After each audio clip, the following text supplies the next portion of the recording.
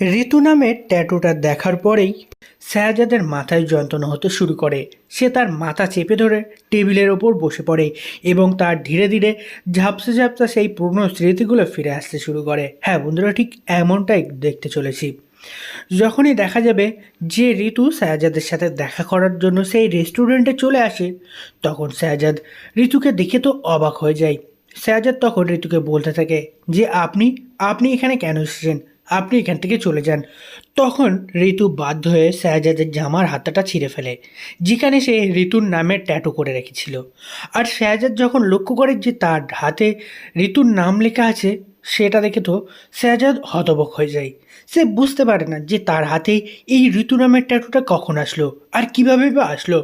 আর এদিকে ঋতু তখন সেই ট্যাটুটা দেখিয়ে বলতে থাকে যে গোলাম, তুমি এখন কি তোমার কিছু মনে পড়েছে? তুমি কি তোমার ঋতু ম্যামকে চিনতে পারছো? তখন তো শাহজাদ কি বলবে কিছুই বুঝতে পারে না। শাহজাদ তখন ঋতুকে বলতে থাকে যে এই ট্যাটুটা কখন আসলো?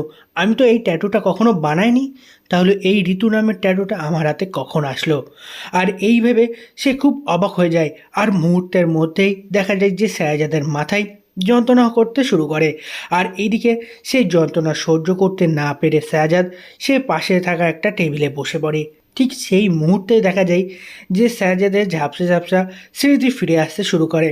সেই 7 থেকে 8 মাসে ঘটে যাওয়া সমস্ত স্মৃতি ধীরে ধীরে আবছাভাবে ফিরে আসে। আর এই 7 থেকে 8 মাসে ঘটে যাওয়া সমস্ত স্মৃতি ফিরে আসতেই সে অবাক হয়ে যায়। সে তখন ঋতুকে চিনতে পারে। সে বুঝতে পারে যে এই 7 থেকে 8 মাসে এই ঋতুর সাথে তার বিয়ে হয়েছে। সে ঋতুকে ভালোবেসেছিল। আর অন্যদিকে অন্যদিকে ফতেমা, সে তো রিশাদকে বিয়ে করেছিল, কিন্তু ফতেমা সেই কথা তাকে জানায়নি। সে এটা ভেবে আরও অবাক হয়ে যাচ্ছে যে ফতেমা অন্য একটা বিয়ে করেছে। আর ঠিক তখনই দেখা যায় যে তার মনে পড়ে যায় ঠিক সেই মুহূর্তের কথা, যখন রিশাদ তাকে ডেকে নিয়ে গিয়েছিল সেই রেস্টুরেন্টে, মানে সেই হোটেলে। আর সেখানে গিয়ে সে দাউদ খানের লোকের খপ্পরে পড়েছিল। রিশাদ যে দাউদ খানের লোকেদের সাথে হাত মিলিয়ে আছে, সে সব কিছু মনে পড়ে যায়। আর এটা ভেবে সে আরও অবাক হয়ে যায়। যে মানুষ তাকে মারার চেষ্টা করেছিল, সে তার অফিসে বসে আছে, সেই ফতেমা তাকে বিয়ে করেছে। এটাই ভেবে সে অবাক হয়ে যায়। সে আর কোনো কথাই ভাবে না। সে তাড়াতাড়ি করে ঋতুকে সঙ্গে নিয়ে সে বাড়িতে ফিরে আসে। বাড়িতে ফিরে আসতেই সে ফাতেমা ফাতেমা বলে চিৎকার শুরু করে দেয়। আর এদিকে ফাতেমা শাহজাদের এভাবে চিৎকার করতে শুনে তো অবাক হয়ে যায়। ফাতেমা তখন বুঝতে পারে যে নিশ্চয়ই কোনো একটা গণ্ডগোল হয়েছে, অথবা শাহজাদ সেই স্মৃতি তার ফিরে এসেছে। তাই জন্যই তো সে এভাবে বাড়িতে এসে চিৎকার চেঁচামেচি করছে। আর এই চিৎকার চেঁচামেচি শুনে শাহজাদের মাও সেখানে চলে আসে। শাহজাদের মা এসে শাহজাদকে জিজ্ঞাসা করে যে বাবা, কি হয়েছে? তুই এভাবে কেন চিৎকার করছিস? কি হয়েছে বল?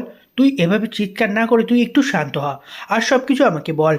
ঠিক সেই মুহূর্তে দেখা যায় যে শাহজাদ তার মাকে বলতে থাকে যে মা, তুমি আমার সাথে এমনটা করতে পারলে? তুমি কি করে ভেবেছিলে যে আমি তোমাদের কি ইচ্ছা করে ভুলে যাব, ইচ্ছা করে ভুলে গিয়ে তোমাদেরকে ঠকাবো? আমি তো এটা তোমার কাছ থেকে আশা করিনি। আর ওই ফতেমা কি করে ও রিশাদকে বিয়ে করলো? আর শাহজাদের মুখে এই কথা শুনে তো শাহজাদের মা কি বলবে কিছুই বুঝতে পারে না।